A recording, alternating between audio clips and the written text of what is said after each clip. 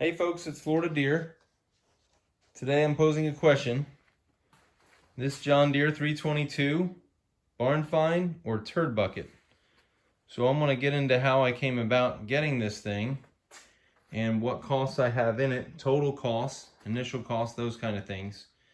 And we'll start by telling you the story. So it was listed for $800, and then it wasn't just that it was a 322 listed for $800, which I thought wasn't a bad price, but it said it had a rear PTO and a 3-point hitch. Now, as you can see, it does have a 3-point hitch, but it did not come with a 3-point hitch. He thought that the rock shaft was a 3-point hitch, and he thought the little stubby out the back of the transmission pump was a rear PTO. Of course, none of those are true. Kind of explained that to him. But anyways, in the back and forth with him on Facebook Marketplace, and I think I called him too, he basically said that he had a lot of people up north that wanted to buy it, wanted him to ship it. He didn't want to do that. He had a couple local people that said they were going to come by, but they kept standing him up. So he finally threw out and said, hey, if you come get it today, I'll give it to you for $500. And before this, I was thinking, well, should I bring $600? Should I bring $500? Should I bring him the $800 just in case, whatever? And then he said that. I'm like, sure, $500. I'll hook up the trailer now and come get it. So anyway, so the initial purchase is $500. I bought a power steering cylinder. That was my big chunk of money right there, $225 from John Deere. I did buy one from Flip Manufacturing that didn't work out. They refunded my money and I kept the cylinder, which was their instruction. I'm going to see if I can get it running for another tractor maybe, but we'll see. The new steering hoses, I didn't initially purchase those. I used the old steering hoses that came with it. They worked fine, but then they looked like have some sort of leak. Might have been able to fix the leak with some new O-rings, but wasn't sure. They were kind of cracked and a little bit worn too, so I said, well, you know, I'm going to go ahead and keep it. So I'm going to go ahead and upgrade to these fancier hoses that are a little bit bigger. And so I spent $75 for those. And the two steering rod ball joints right there and right there were $55. And I think if I hadn't replaced any of these steering components, I would have been ahead by $355 when you think about it. That's all the other stuff is kind of small compared to those two things. So anyway, then I bought 3 fender isolators, one up here and then these two back here. That was $43. I bought 1 rear tire. I can't remember which one it was. I think it was the other one over here. I could look in some of my older videos and try to figure that out. But that was $25. I bought a drive shaft isolator. That was $75 and very much a joy to replace in its location. But I didn't have to take out the transmission or the engine, so I was, cool with that. It was just very difficult to get everything in there. I probably should check all the tightness on the bolts and stuff now that I've ran it for a little bit. But anyways, fuel tank gauge, I spent $18 on that. Brand new. Very nice looking one though. It didn't come with one at all, although I probably would have upgraded it anyway. But he had a makeshift gas tank on it. That one needed to be cleaned out and stuff, so I did that when I got home. And then these hydraulic coupler caps were 19 bucks. I know they're not period correct, but I don't really care. I like these better than the period correct ones. In fact, I think I'm going to sell all my period correct ones and get all these for them. I even have these on the 140. I mixed up red, blue, and I put the yellows on the rear there. So anyways, all subject here. Sorry about that. And then new lights, I spent $9 on, I think, a couple of new headlights and then both new tail lights. So my total upgrades or maintenance or whatever was $504. So the total tractor came to $1,004 for a running John Deere 322 with a deck.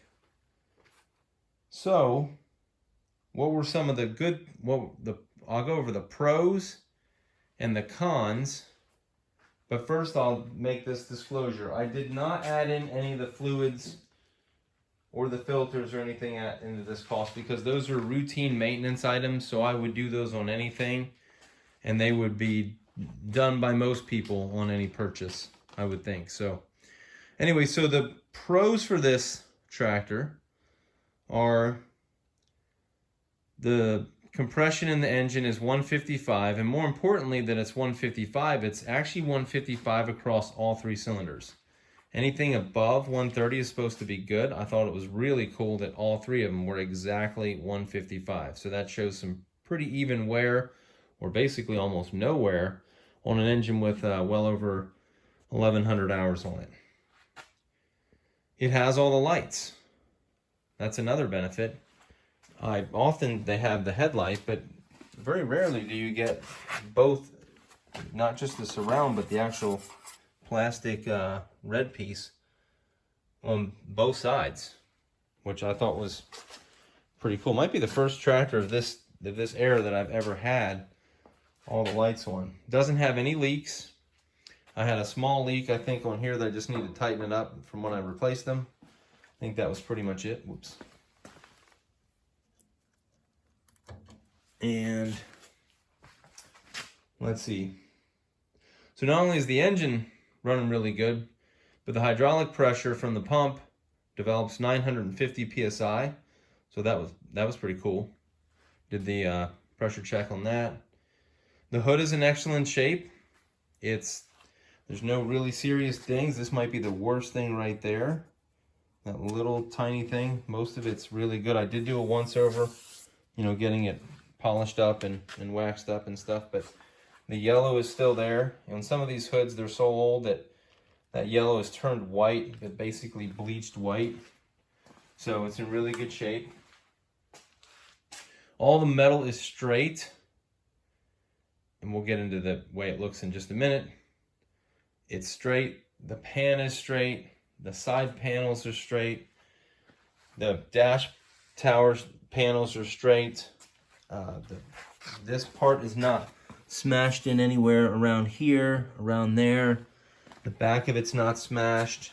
Nothing is smashed in. I've had so many of these, or seen so many that have such issues with them. It seems like they felt their way around the yard instead of driving, with sight or whatever. So that brings us to the cons. Those were the pros. The cons are there were some costly repairs, costly upgrades. I mean, sometimes when it was time to do a repair, I did an upgrade, like for the hoses and the cylinder. I could have bought a used one for $100, but I wanted to get a brand new one since it was going to be a keeper. And honestly, if I was going to flip it, I would just get another one that worked as cheap as I could. And, it might have another couple years life on it, but I suspect the brand new one that I have will have another, 20 to 30 years. It does need a new seat, but, Father's Day is coming up, so we'll see about that. And yes, all the sheet metal is straight, but it is in serious need of some sandblasting and some powder coating, which I will do eventually. And when I do that, I'll probably take some parts of the frame and square them away as well. However, I will say the frame is really only rusty right up here. Most of the rest of the frame is actually in really good shape as far as the paint and stuff. So I thought that was pretty cool. And I'll just address the deck here as well. If you want to factor this into whether it's, barn find or turd bucket, the deck wasn't as nice. The deck that it came with wasn't as nice as this one that you're seeing right now. This is one that I got off of a 140, so it didn't have that lift arm on it. I had to, get that lift arm from somebody else, but I did have that on the one that it came with. The one that it came with will be sort of basically sold to my dad so we can sell his 318, as it did not have a deck, but this one is mechanically and cosmetically very sound. I don't know why it has this paint right here, but everything else, if I probably polished it down and waxed it, I think this one would come out really nice. And it's dirty right now because I haven't cleaned it, but this one's in really good shape, so I'm pretty psyched. I actually sold it to a buddy for 250 bucks, and then later on bought it back from him for 250 bucks, and wasn't sure why I bought it back from him. But now that I got the 322, I'm pretty psyched about having the deck. So anyways, that is basically the rundown on what this 322 cost me. And so you can put your opinion or answer in the comments if you would. And if you did like this video, hit the like button. And if you wanted to see more videos like it, coming up in here in your upper left hand corner is the subscribe button. You could click on that. And then around the other corners of the video screen, I have a couple more videos coming up that pertain to the 322 or maybe something else that you might like to watch. In any case, I appreciate you watching and have a good night. Thanks.